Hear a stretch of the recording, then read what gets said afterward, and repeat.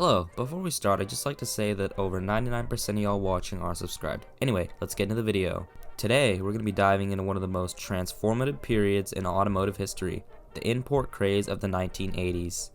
You see, this was the time when American roads saw an influx of foreign cars that changed the game forever. But why does this happen, and how did American automakers respond? Let's find out. Really, if you want to understand the import craze, we need to rewind to the early 1970s, a period often referred as the Malaise Era, although it did continue into the 80s and even the early 90s.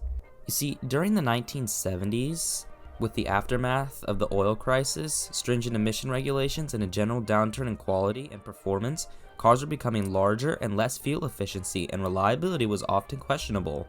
Enter the imports. Brands like Honda, Toyota, Nissan, then Datsun, and Volkswagen began to flood the American market. These cars were smaller, more fuel efficient, and offered a level of reliability that many American brands just couldn't match at the time. Some notable examples of the time: Introducing another engineering wonder, the new 1982 Honda Accord. It handles better, and to use less energy, we've increased the gas mileage. We've improved the aerodynamics and made it quieter inside. We've also made it roomier. Any wonder the new Accord is so well engineered? After all, it's a Honda. Honda, we make it simple. The Honda Accord from 1982 to 1985. This car was known for its bulletproof reliability and fuel efficiency. The Accord quickly became a bestseller as its spacious interior and advanced engineering set a new standard. At this time, the Accord often came with a 1.8 or 2-liter 4-cylinder engine, producing around 75 to 110 horsepower, and was available in a 5-speed manual or 3-speed automatic transmissions. Now, most of the early models were carbureted until 1982 when they added fuel injection. That's the feeling for a car that's been the #1 seller in the world, the Toyota Corolla. And here comes the 1980 Toyota Corolla, new from the wheels up, with slipstream styling, more room inside, and a peppier 1.8-liter engine. The all-new Toyota Corolla's got what it takes to make you feel like you're sitting on top of the world.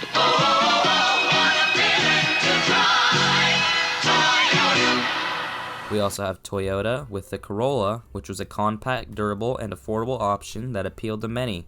It was known for its simplicity and ease of maintenance. The Corolla typically featured a 1.6-liter 4-cylinder, producing 60 to 90 horsepower. It offered both a 4-speed and a 5-speed manual, as well as a 3-speed automatic. Early models were carbureted, but fuel injection was introduced in 1984.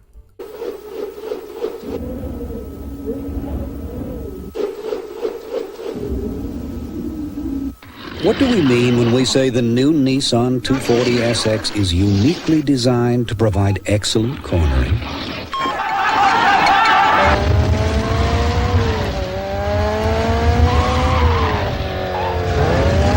The Nissan 240SX. It's a lot of sports car, but you can handle it. Another car we have is the Datsun, also known as Nissan 240SX, a sports coupe which was produced from 1989 to 1998, barely making this list, offered an impressive performance and style with a lightweight design and nimble handling. It featured a 2.4-liter inline-4 producing around 140 horsepower, available with a 5-speed manual or a 4-speed automatic. It came with standard fuel injection.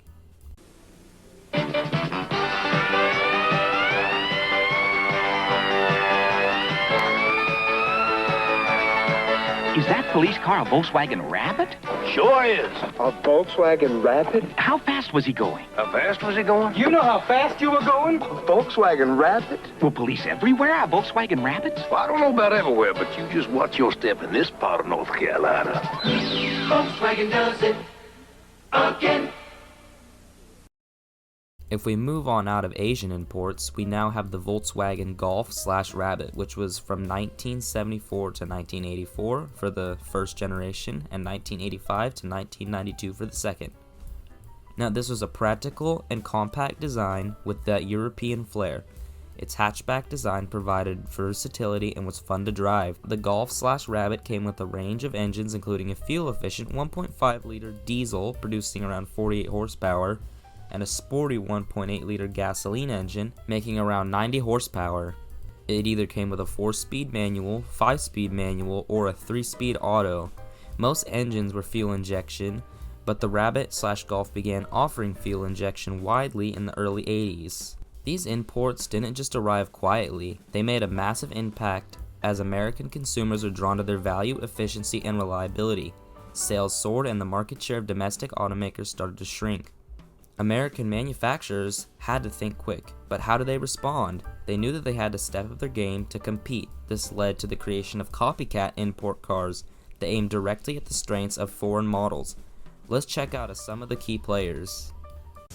Camille White, University of Michigan. Heinrich Jekyll, Technical University of Graz. J. Sakioka. Ford engineers around the world created a world car, Ford Escort. With better gas mileage ratings than Volkswagen Rabbit, Honda Accord, Toyota Corolla hatchback. With front-wheel drive traction and four-wheel independent suspension. And now, Ford Escort is outselling every imported car line in America. Ford Escort, built to take on the world and do it. Stop in at Courtesy Ford now. Make your best deal, then get a 10% discount from the base sticker price on select models February 19th to the 21st at Courtesy Ford. First, we have the 1981 Ford Escort, practical, economical, and designed to match the import's fuel efficiency. Developed with input from Ford's European division, it became a global car with focus on practicality and economy. The Escort featured engines ranging from a 1.6 to a 1.9 liter 4-cylinder, producing around 70 to 90 horsepower. It often came with a 4-speed or 5-speed manual or a 3-speed automatic. Early models were carbureted, but fuel injection became available starting in the mid-1980s.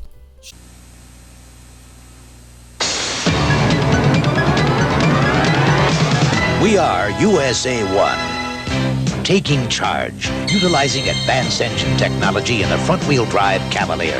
With a new high-compression electronically fuel-injected 2-liter engine, an available 5-speed transmission, and a new lower price. Chevrolet's going to give the imports competition they haven't seen before. The new Cavalier, from America's sales leader, USA 1, is taking charge. Chevrolet responded to the imports with the Cavalier, a combat car aimed directly at competing with efficient imports, as it offered a variety of body styles including a coupe, sedan, and wagon, and overall was one of GM's best sellers. The Cavalier came with engines ranging from a 1.8 liter 4-cylinder to a 2.8 liter V6, producing 88 to 130 horsepower. Transmission options included a 4-speed manual, 5-speed manual, and a 3-speed automatic. Most engines were carbureted initially, but fuel injection was introduced later in the mid-1980s. America's not going to be pushed around anymore. Dodge announces an historic breakthrough, the new Omni Miser with the highest highway mileage any American car has ever achieved. Miser squeezes out more gasoline mileage than Toyota Corolla, more than Honda Accord, more than VW Rabbit, more than the world car 4-door Ford Escort, and at a lower price, only $52.99. Omni Miser at your Dodge Ram dealer. Now Dodge fights high interest rates with 6% off all new 81 cars. Get $325 to $1,000 direct. Chrysler's response to the growing segments of imports was the Dodge Omni, or Plymouth Horizon. I remember talking about the Omni in my first video, the History of Turbocharging. Check it out and link in the description or go into my channel. Anyway, enough self-promotion. It was produced from 1978 to 1990. Now, these compact cars were direct competitors to the Volkswagen Rabbit, a similar hatchback design and front-wheel drive layout. They typically came with a 1.7 to 2.2 liter 4-cylinder, making 170 to 110 horsepower. And you could choose a 4-speed manual, 5-speed manual, or the atypical 3-speed automatic. Early models were carbureted and fuel injection was introduced starting around 1984. If you're looking for the most value for your money, test drive an 85 Chevette at Solozzi Edelson Chevrolet. We have a huge selection of Chevettes in stock, ready for immediate delivery. Prices like this have made Solozzi Edelson Chevrolet the #1 dealer in Chicagoland. And we guarantee you can't beat our deal on any Chevrolet car or truck, or we'll give you back the difference in cash. At Solozzi Edelson Chevrolet in Elmhurst at York and Roosevelt Roads. Where you always save more money. GM also had another car to combat these imports, which was the Chevrolet Chevette, starting in 1976 through 1987.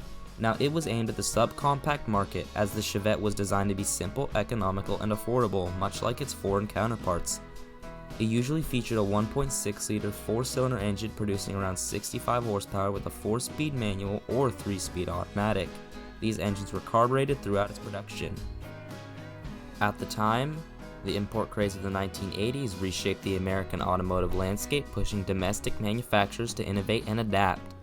The result was a diverse, competitive market that offered consumers more choices and better quality cars. These imports made a huge impact that is still felt today. Thanks for joining us on this trip down memory lane. If you enjoyed this video, don't forget to hit the like button, subscribe, and ring the bell so you don't miss any future episodes. Let us know in the comments what was your favorite 80s car, and if you have any stories about these iconic vehicles. Until next time, keep your engines revving and your wheels turning.